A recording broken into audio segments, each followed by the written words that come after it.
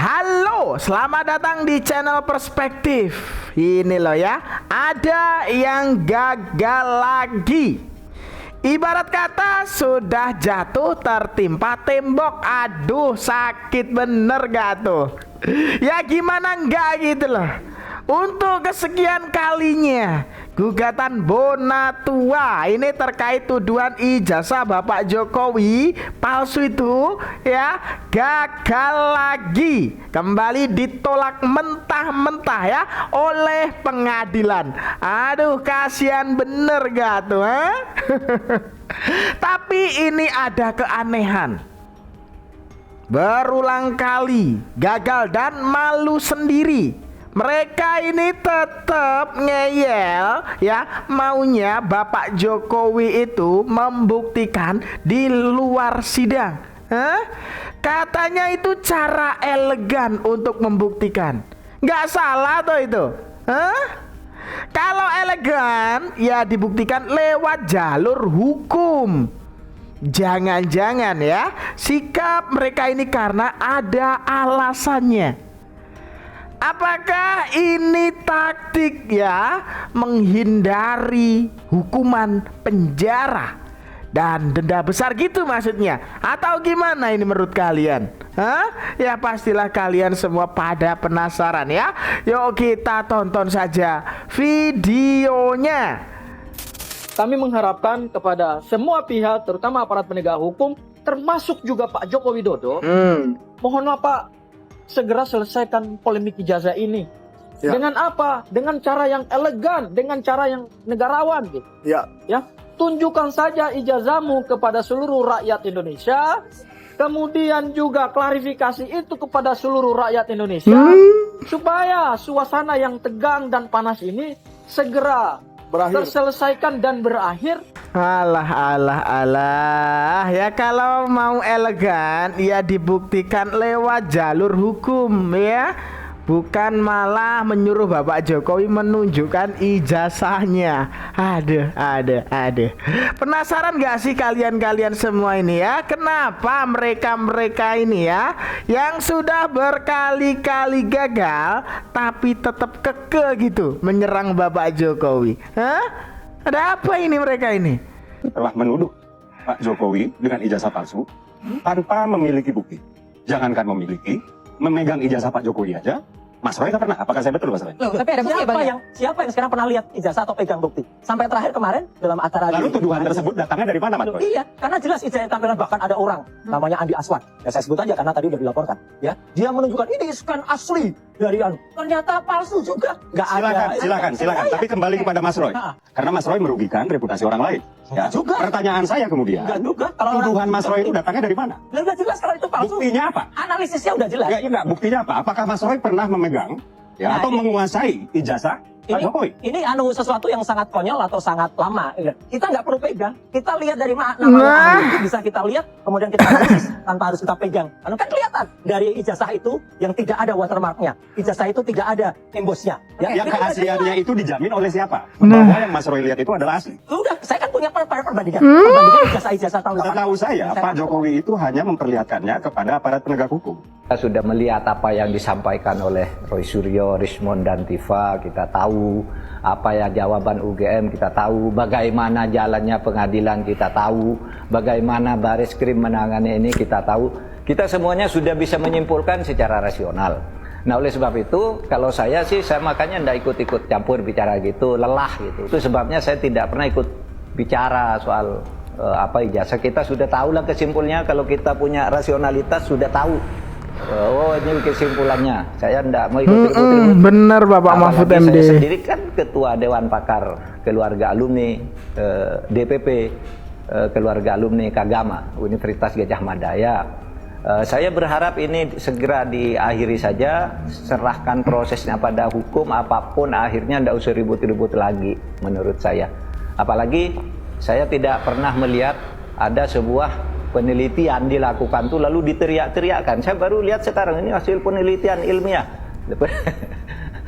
Saya baru dengar sekarang nggak ada penelitian tuh lalu dikampanyekan tiap hari, dan kita nggak tahu metodologinya kecuali teknologinya yang dijelaskan. Misalnya, kenapa kalau ini penelitian, kenapa hanya ijazah Pak Jokowi? Kok tidak lebih umum bahwa fenomena pemalsuan ijazah di Indonesia itu malah bagus penelitian seperti itu. Tapi kalau satu saja yang diubiak, itu akhirnya kita bosan mendengarnya. Ya emang ya, kenapa mereka itu loh ya, padahal udah berkali-kali gagal tapi tetap menyerang Bapak Jokowi terus-menerus gitu loh. Ya pertama bisa karena sebetulnya mereka ini sendiri itu ya ingin menutupi aibnya yang tidak bisa membuktikan bahwa ijazah itu palsu. Ya karena orang waras sudah tahu gitu loh ya, siapa yang benar di kasus ini. Ya kan? Aduh, kok bisa ya? Masih ngeyel, masih ngotot. Ya kan? Aneh nggak? Kesempatan untuk memberikan atau menunjukkan. Beliau sering sudah menyampaikan dari beberapa media kan bahwa akan menunjukkan bila mana sudah yang minta itu adalah institusi yang berkompeten. Yang artinya adalah Polisi, hakim, jaksa. Nah saat ini perlu kita pahami nih, ini pidana nih, ya kan? Tidak ada lagi kapasitas seorang Insinyur Joko Widodo atau Presiden ke-7 Republik Indonesia ini untuk menunjukkan kepada publik. Tidak ada lagi. Oke. Kapasitas dia selesai pada saat setelah disitanya ijazah Jadi itu. di 3 institusi tadi ya, polisi, Tentu jaksa, yang hakim ya. jadi yang menunjukkan ijazah itu nanti jaksa.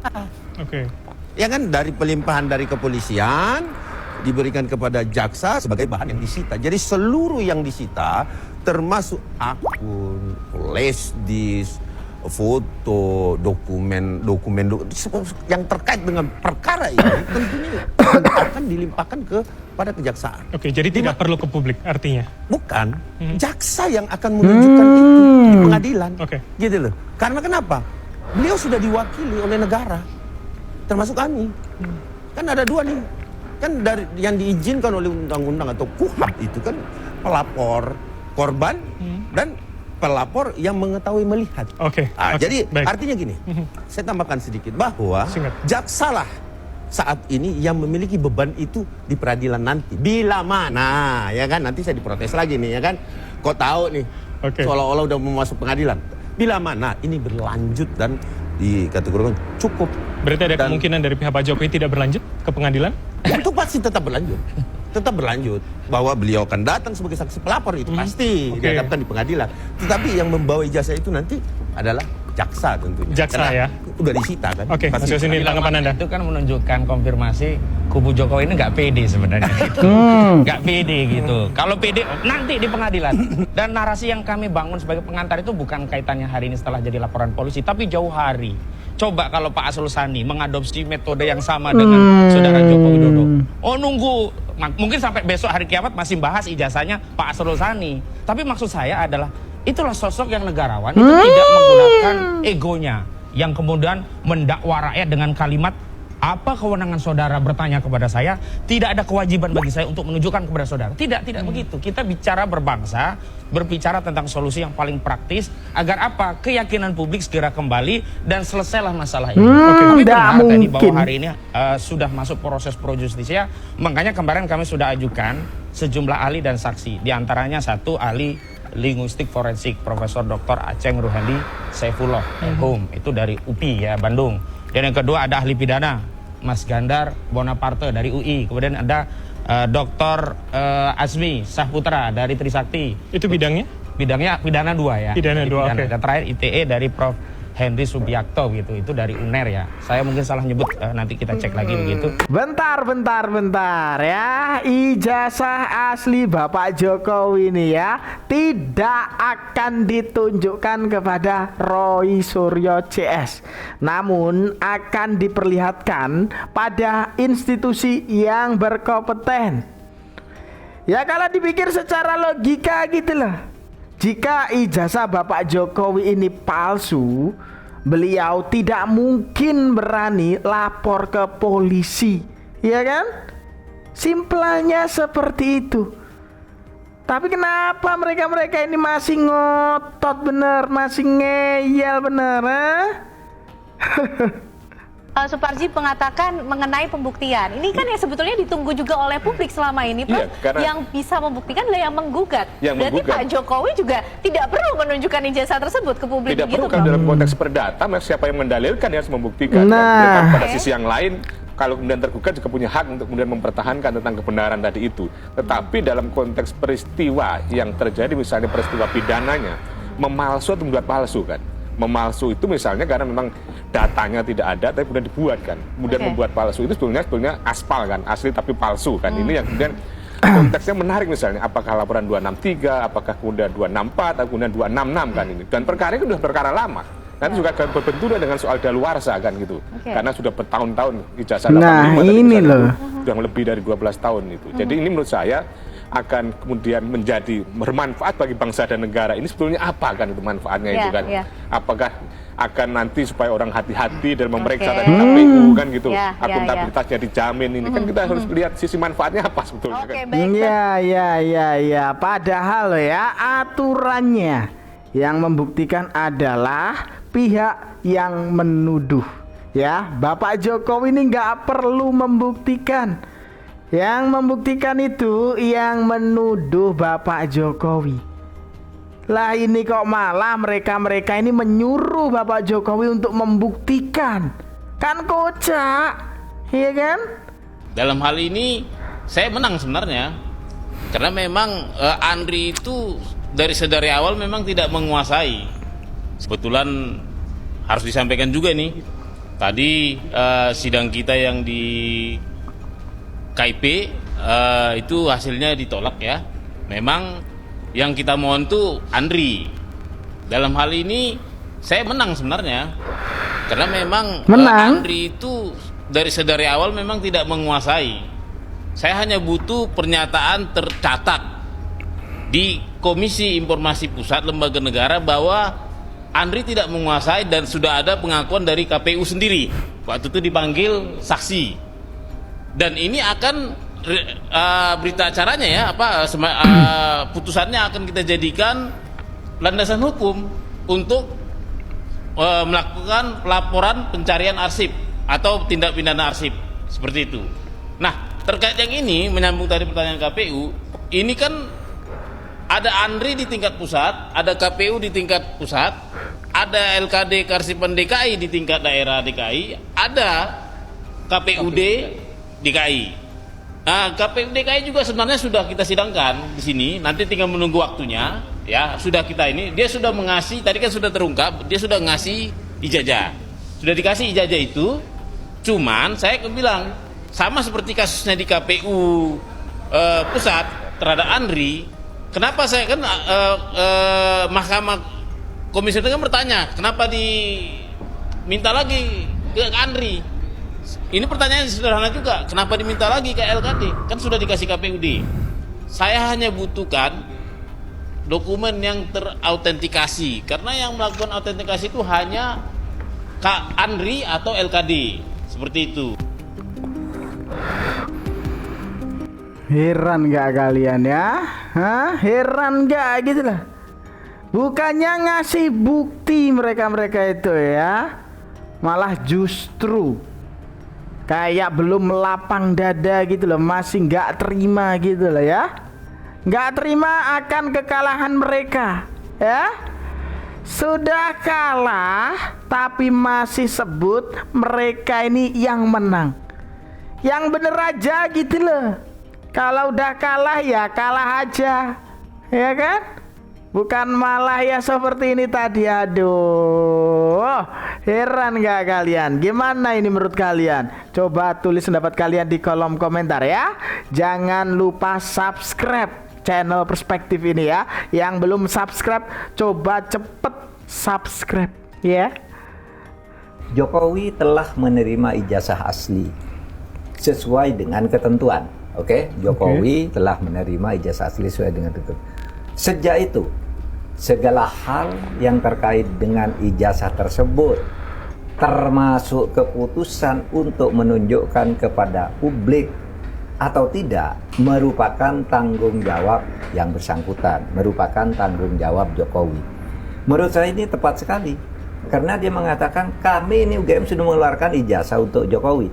Adapun ijazah itu digunakan oleh Jokowi untuk apa atau digunakan oleh orang lain yang mengaku Jokowi, itu bukan tanggung jawab UGM.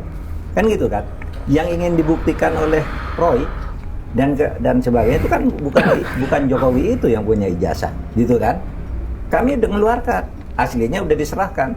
Sesudah diserahkan lalu mau digunakan orang lain atau ditunjukkan atau tidak, itu urusan Jokowi.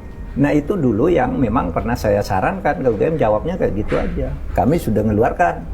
Sesudah itu mau diapa itu dipalsukan orang lain atau apa, bukan urusan UGM.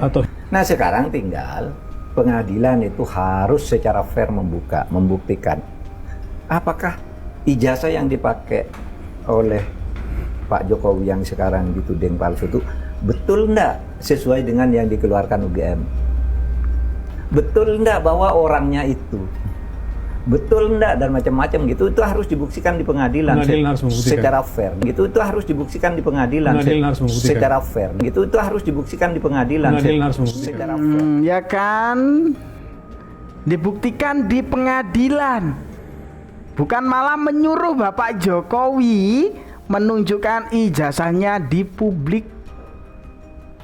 Dengerin tuh apa yang dikatakan Bapak Mahfud MD ini tadi. Ya kalau ingin hati kalian ya menyuruh Bapak Jokowi menunjukkan ijazahnya di publik, itu berarti sama saja ya kalian ini takut hukum, ya kan? Takut dihukum karena ocehan ngawur kalian itu. Aduh, gimana ini menurut kalian ya? Kelihatan banget kan? Gimana? Artinya tidakkah terpikir misalnya diberikan kesempatan untuk tersangka-tersangka ini, kliennya Mas Kozinudin, untuk diberikan akses barang bukti ijazah itu sehingga dia bisa melakukan eksaminasi itu. Nah, kemudian tapi ada resikonya ketika sudah diberikan akses tetapi tidak juga bisa membuktikan argumentasinya, maka ada yang namanya trial penalty. Artinya, kamu udah ngerepotin aparatus, nggak bisa membuktikan, saya tambah hukumannya misalnya maksimum. Kalau perlu hukum mati. Apakah tidak terpikir soal itu supaya fair fight ini, pertandingannya fair? Gitu, bagaimana? Kalau perlu hukum mati. Halah, langsung pucet ya ini mereka ini saat dengar peluang hukuman terberat untuk orang yang gagal membuktikan perkara ijazah Bapak Jokowi ini. Jangan-jangan gara-gara ini, hukuman berat ini, makanya mereka itu ya maunya main di luar persidangan gitu. Ya kelihatannya seperti itu ya, udah kelihatan banget gitu loh. Aduh, katanya ya kok tiba-tiba menyuruh Bapak Jokowi gitu loh. Ini tadi menyuruh Bapak Jokowi menunjukkan ke publik, katanya itu elegan bagaimana ya? Kalau elegan itu ditunjukkan ya di jalur hukum, biar yang salah itu langsung dihukum. Ini baru gentle beneran ya kan? Gimana ini menurut kalian? Gimana coba kalau sudah seperti ini? Tulis pendapat kalian di kolom komentar ya. Dan itu tadi sedikit informasi yang dapat saya sampaikan dalam video kali ini. Jangan lupa subscribe channel Perspektif. Dan jangan lupa juga share video ini ke grup-grup WhatsApp atau yang lainnya itu. Ada kurang lebihnya saya mohon maaf ya. Sekian dari saya. Terima kasih.